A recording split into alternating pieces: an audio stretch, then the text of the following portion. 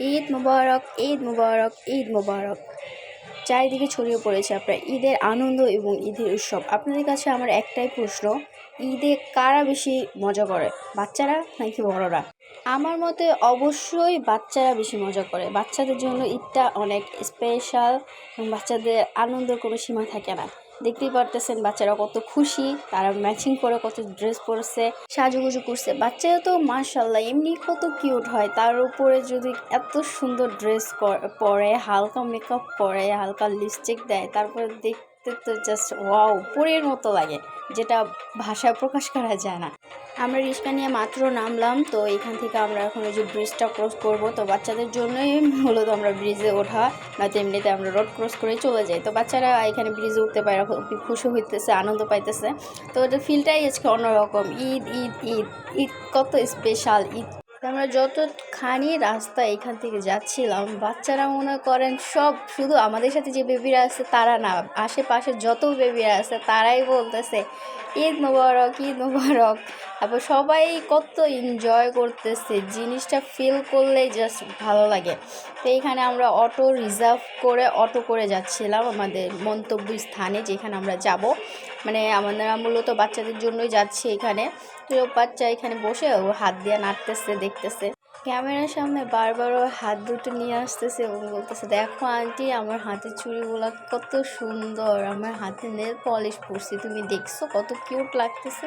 তা আমি বললাম, হ্যাঁ আন্টি আমি দেখছি তোমার হাতের নেল পলিশ অনেক সুন্দর, তোমার চুড়িগুলোও সুন্দর এবং কি তুমিও সুন্দর, মাশাল্লাহ। তো এইখানে আমরা আপনাদেরকে একটু দেখাইতেছি আমাদের আশেপাশে চারদিকটা। আমাদের বেশি দেরি নেই, আমরা চলে আসছি অলরেডি। এখানে দেখতেই পারতেছেন বেবিটা কত খুশি আর কি লাফালাফিটাই না করতেছে। তো এইখানে ওদের আম্মু আসছে, আমার ফ্রেন্ড আসছে, ওই যে ওরা ওইখানে ছবি তুলতেছে। ওরা হচ্ছে তিন বোন। তো এইখানে ওরা তিন বোন সেম ম্যাচিং করে ড্রেস পরছে। তো দেখতেই পারতেছেন ওদেরকে কত কিউট লাগতেছে। ওরা ছবি তুলবে দেখা ও গেছে যে আমিও ছবি তুলবো, এখানে যেতেছে। দেখতেই পারতেছেন বাচ্চারা কত খুশি আর কত এনজয় করতেছে। তো আমরা এক সাইডে আর কি একটু দাঁড়ালাম একটু চা খাওয়ার জন্য। অনেকখানি রাস্তা জার্নি করে আসার কারণে এখন একটু চা না খেলে মানে ভালো লাগবে না, তাই এখানে একটু দাঁড়িয়ে আমরা চা খেয়ে নিচ্ছি। তখন বাচ্চারা এই সাইডটাতেই একটু এনজয় করতেছে, মজা করতেছে। বাচ্চাদের হাসি খুশি মুখটা দেখলে আমাদেরও কিন্তু খুব ভালো লাগে, বিশেষ করে যাদের বেবি আছে। এইখানে আমরা চা খাইতেছি আর একটা জিনিস প্ল্যান করতেছি, যেটা আপনাদের জন্য সারপ্রাইজ।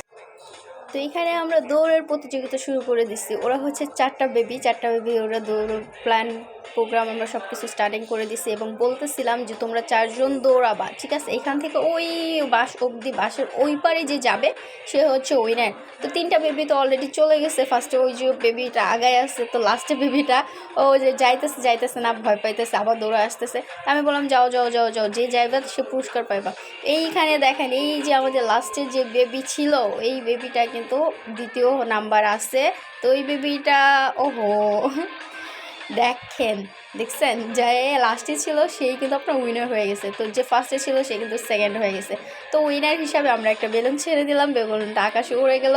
এটা হচ্ছে আনন্দের কারণে, ঠিক আছে? তো এইখানে বেবিরা খুবই মজা হয়েছে, ওদের খুবই আনন্দ লাগছে।